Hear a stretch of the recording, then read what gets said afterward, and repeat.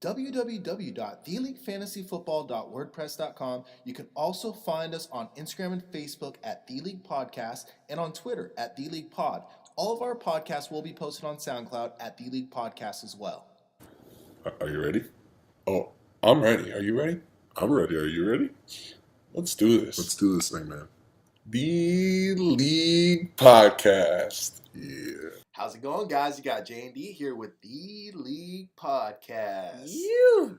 I love today, Waiver Wire Wednesday, waking up at 4 a.m. in the morning to see who I got, who I didn't get. 2:30 in my case. Yeah, right. I know. As soon as you wake up in the middle of the night, it's running straight to your phone to check and see. Damn right. If you don't know that feeling, then you shouldn't be playing fantasy football. That's all I got to say. Period. Exactly. I mean, and especially this week. This was a good week There was some good players. landing some studs. Yeah, with J.J.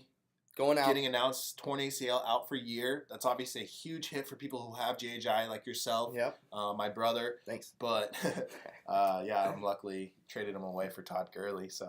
But luckily there is, hope in that backfield. If you have J.J., hopefully you had a low waiver wire, or a high waiver wire priority, I should say, to land one of these guys, because they were going to be the first couple guys off this week anyway, and those two guys being Wendell Smallwood and Corey Clement. I mean, we should just get right into things here. Yeah, so today we'll be doing waiver wire pickups, their value for this week, and then also value season long if they have it, and we'll let you know what we think. So yeah, Jay, why don't you give them a little?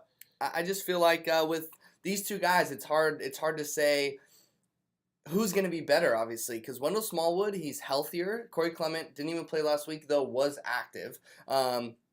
Wendell Smallwood's running so hard. He's looking tough. Even when J.J. was playing, I was really impressed with Wendell Smallwood. The fact he can catch balls out of the backfield. The fact that they play Thursday night football and it's a short week. I think this is the time to start Wendell Smallwood this Thursday against New York Giants, because Corey Clement, I think they'll still get the ball rolling with him. But I think, like we both talked about, Corey Clement, I think because beforehand when J.J. was out, they gave Corey Clement the lion's share. They said, here you go. They gave him the reins and let him take it. So I think due to that, they're still going to let Corey Clement be that guy when he comes back. But Wendell Smallwood, I think, is going to really bite into that and have a huge PPR, value to his name. And I think either way, either one of these guys you go with, they're a weekly flex for you moving forward. But this week, I'd have to give Wendell Smallwood the edge long term. I think I'm going Corey Clement. But if Wendell Smallwood keeps performing, then I hope they stay with him because he's a stud and he's healthier than anyone right now. So.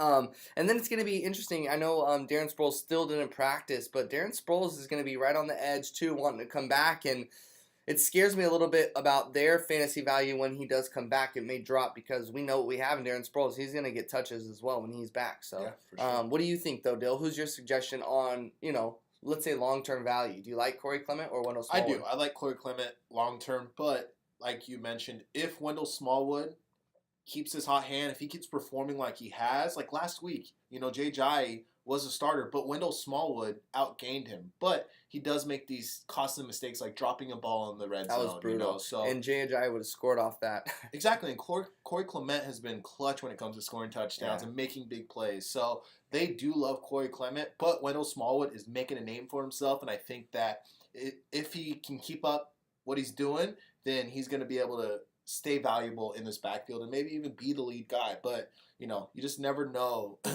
In a backfield like this, it's RBBC stuff. Yeah. So, but like you said, they potentially both could be weekly flexes for you. Yeah, and Corey Clement is practicing in full, so it's something to watch. We could just see Corey Clement this Thursday be the starter, and take that lion's share. But I still think Wendell Smallwood's PPR value. I mean, he's caught 9 catches in the last 3 games, scored touchdowns, like 45 receiving yards last week on 3 catches. Yep. So I mean, he can run after the catch, and yet he drops that pass in the red zone. That would have been crucial for them, and J.J., I should say, getting a touchdown before he goes and gets placed on IR and out for a year on a torn ACL. Where did that come from? I know. Oh, my goodness. Anywho, hopefully you landed one of those guys. I think we, gave our best input on what those two guys look like and what you're dealing with in that RBBC. But I kind of want to shift gears now to a wideout, to a receiver who has just been hot as can be the last 2 weeks. Can't believe some guys have dropped him already in leagues. Can't believe he's still out there in numerous leagues that we've seen. He was my number one waiver wire priority this week. So, and I'm sure he was many people's number one, and that is Mr. Kiki QT. You know, I always thought it was Cutie, but after last week's game, they really emphasized the QT.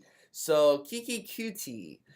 Dill, I'm gonna let you ramble off on this guy. I mean, obviously I could talk about him for days too. This guy is a stud, set records last week. Preach on the man. Well, obviously set records with the 15 targets, 11 receptions, Sure. They target him heavily. Obviously, going into this next game, everyone had some pretty high hopes, and he came out on top, obviously, with 6 receptions on 7 targets for 51 yards and a touchdown. The 51 yards isn't, amazing, but getting that touchdown obviously saved his day. But still, 7 targets, it's not bad for the third receiver in this offense. You got Will Fuller and DeAndre Hopkins. Obviously, they're going to get their share, but Will Fuller is a deep route guy. He's that deep, take the top off. Yeah, I mean, he's that guy that will take the top off, get that touchdown or 200 yards on 3 receptions, They need that short route, intermediate route guy. Obviously, DeAndre Hopkins can do it all, but even DeAndre Hopkins is running those medium to long routes and getting those big plays. So having someone in the slot that can catch these balls and run with it, I mean, it's going to pay dividends for anyone who has Kiki on their team. So, like I said, I really wanted him. I would have started him this week if I got him in my flex. And not only to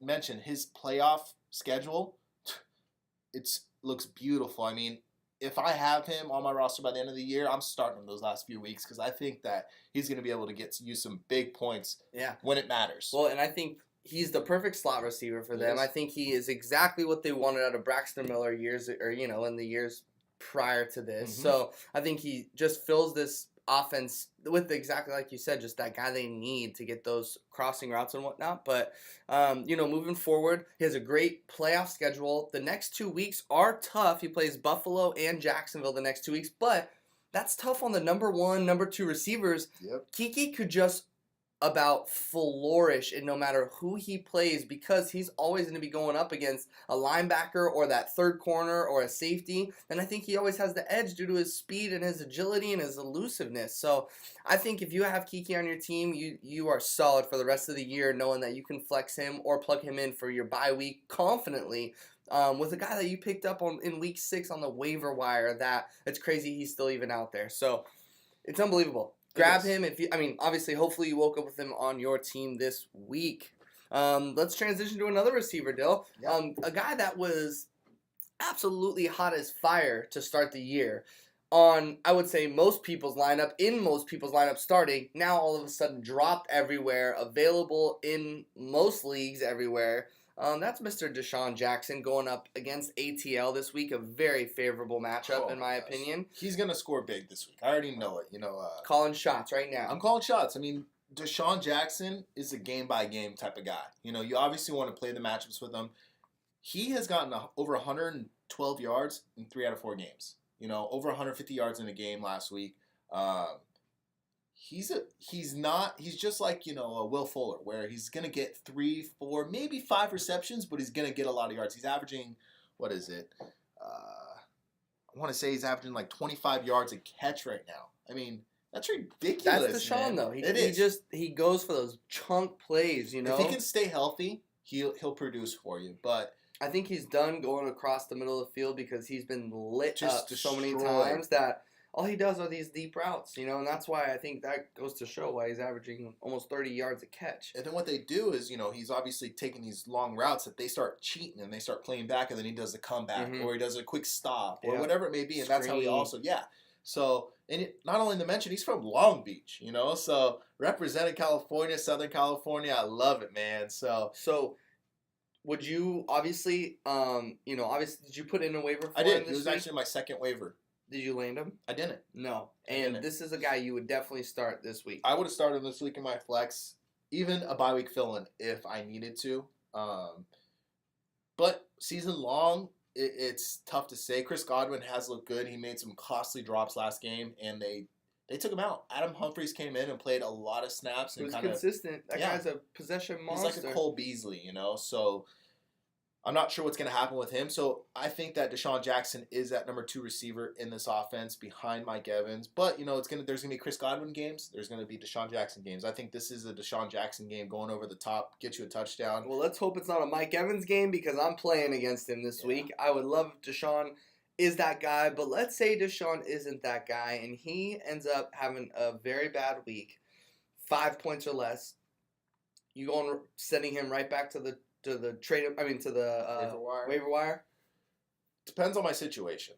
On my team, I'm just looking for some receiver help so bad that it depends on who comes out and flourishes in the waiver. There's guys out there that do well this week and, they're interesting, have good matchups in the following weeks, and possibly yes, but if I'm in my situation now, it's more like do I keep Deshaun Jackson or do I keep a Nelson Aguilar? Nelson Aguilar is, good for, 4 receptions, 5 receptions for 50 yards, when Deshaun Jackson could be 5 receptions for 130 yards, So I would rather take a chance with a big play guy that's going to give me big points than a guy that's just going to give me 8 to 10 points, Yeah, and I'm really on the Bucs train right now with coming off a bye week. Jameis Winston's going to be definite starter. He's in there.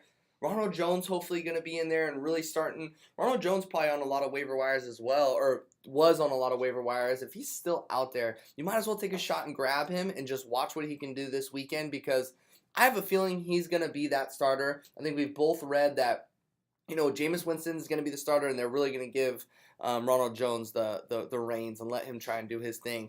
But hopefully that then creates play action. Deshaun Jackson over the top. Hopefully not Mike Evans. I'm just saying that because I play against Mike Evans. But obviously Mike Evans is going to eat regardless. But I think Deshaun Jackson is without a doubt one of the biggest, scariest playmakers in the league. And he has those games. He has those flashes. But Jameis Winston and Godwin have great chemistry together. Yeah, I mean, so it's going to be at the end of the year last year, they definitely balled out. It just depends on if Chris Godwin gets playing time. Yeah. And that's like a big problem that's going on with like a Calvin Ridley, essentially. They got a pretty deep core of receivers and he makes big plays, but if you look at the usage, he's on the field half the amount of time that Sanu, Hooper, Jones are on the field. So that's the same situation here that, obviously Mike Evans will be out there, Deshaun Jackson will be out there. Then is it going to be Adam Humphries or is it going to be Chris Godwin? I was super high on Chris Godwin at the beginning of the year. Still am. He might be one of those guys we might be talking about next week about picking up again. So it just all depends. I feel like, like I said, Deshaun Jackson is a game-by-game type of player.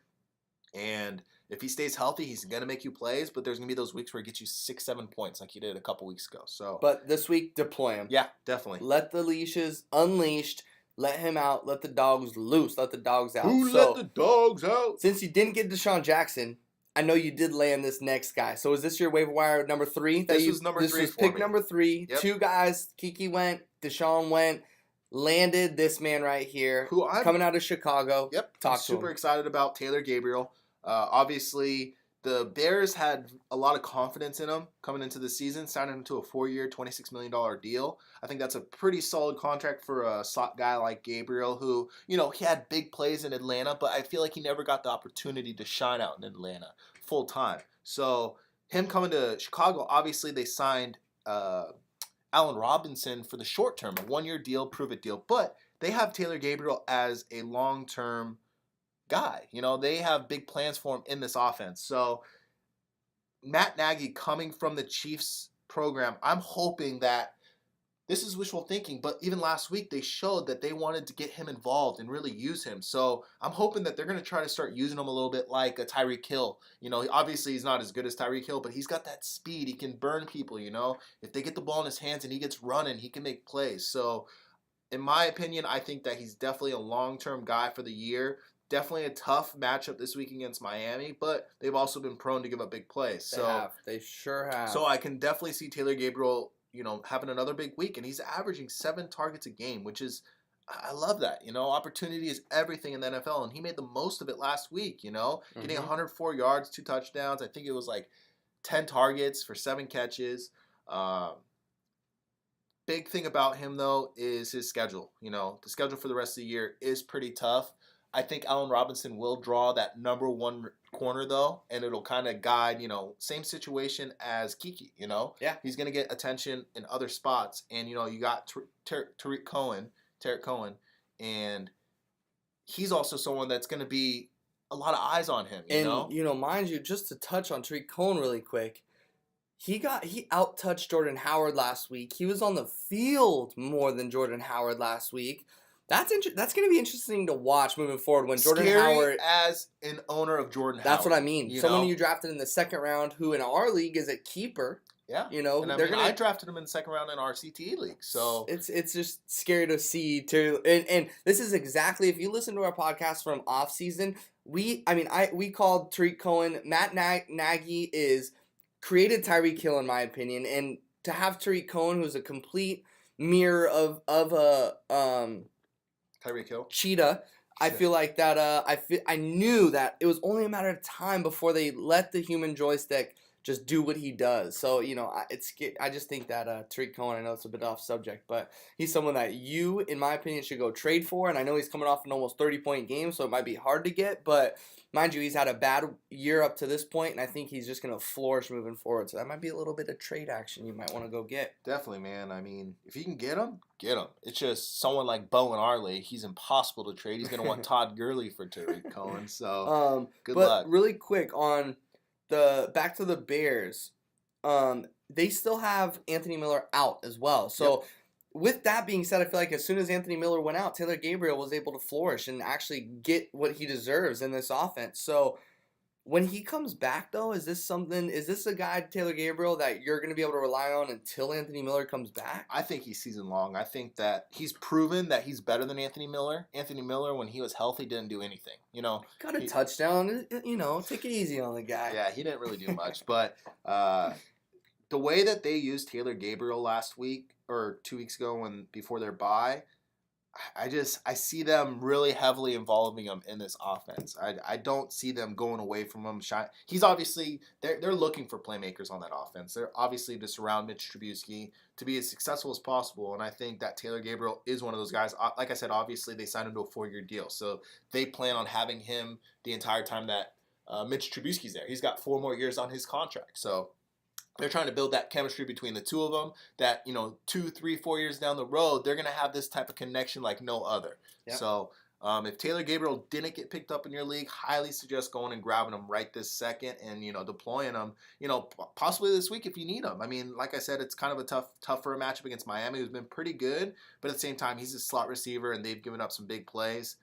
I say go for him. Nice. Well, let's talk about another guy that I actually landed this week, who was a little lower on my priority. But remember, when you're the best of the best, that's what happens. You don't get all the guys you want. Obviously, I had Wendell Smallwood and Corey Clement and Kiki Coutier, or QT, all as my first three or four guys, and then went with Robbie Anderson as well. And it's not just because he had a big game, okay? I want to stress this for a second. He did come off of 3. He caught 3 of 5 passes for 123 yards and 2 touchdowns. So yes, that is very eye-opening. But to me, Darnold's really looking like he's getting comfortable pushing the ball downfield. And Robbie Anderson is that guy that has that big play potential. It's undeniable. We can't forget Robbie Anderson finished as a top 15 fantasy football wide receiver last year. Yep. He's not, done that, played like that up to this point, but I think another, like we talked about, a favorable matchup. Taylor Gabriel doesn't have as nice of a matchup as Robbie Anderson does this week. He's playing the Colts, who are a bottom 10 defense right now. Robbie Anderson, if you are able to grab him or ended up with him on your waiver wire, you could easily play him this week, and I think he's going to eat and have another touchdown this week and possibly another 100 yards receiving, because that's what he does. And the balls that he caught for touchdowns this week were not easy catches at all. Like, he ran great routes and caught great balls. I think we're going to see a lot more out of Robbie Anderson moving forward. And I'm just excited to have him and moving forward. I think that, he's going to, like I said, just get his target share is going to go up and going to continue to eat. And that offense has to throw the ball. So it's going to be interesting watching Robbie Anderson and what he can do. And like I said, finished as a top 15 receiver last year. I think he can definitely get that work in as well. Yeah, and I think that, obviously with Darnold, he's a rookie, so he's still trying to build this chemistry with his receivers. And when a receiver is making you look good, you're going to keep going to him, you know? Damn So right. I think that he's going to continue. You know, he was feeding Quincy Enunwa for a while for these first few games, but obviously he didn't do anything last week. 0 points on 5 targets, dropped a couple balls. Robbie Anderson came up big and, you know, scored a couple touchdowns and, like I said, made Darnold look like a really good quarterback. So, you know, deploy him. Yeah, definitely.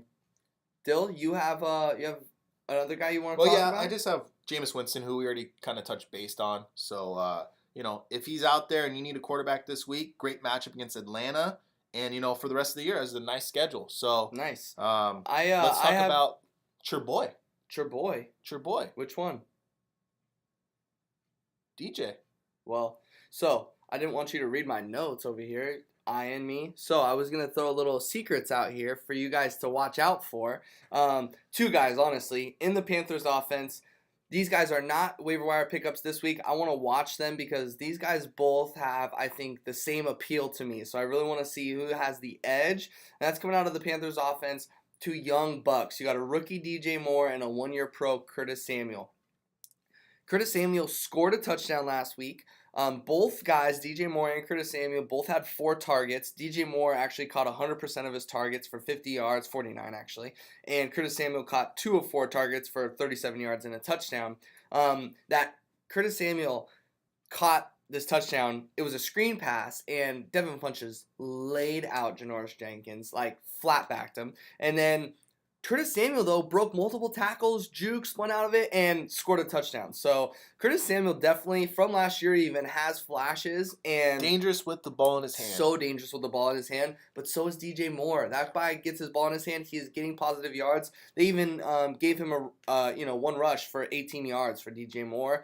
So both these guys, and especially for me, I'm a Cam Newton owner, and I have Devontae Adams next week going into a bye week. I'm really going to be taking a hard look at these guys and seeing if I want to pick up one of them going into next week to deploy them on my bye week for one of my starting receivers. So I do have Robbie Anderson, so I might deploy him. He plays Minnesota next week, so we'll see. But, they've been middle of the pack as well. I'm not scared of Minnesota's defense this year by any means compared to what I was or what they were last year and 2 years ago. So not scared of Minnesota's defense. So Robbie Anderson, I still could play. But keep an eye out for DJ Moore and Curtis Samuel. And I'm sure there's a bunch of other guys that I can't think of that we will let you know about on our next podcast. Definitely.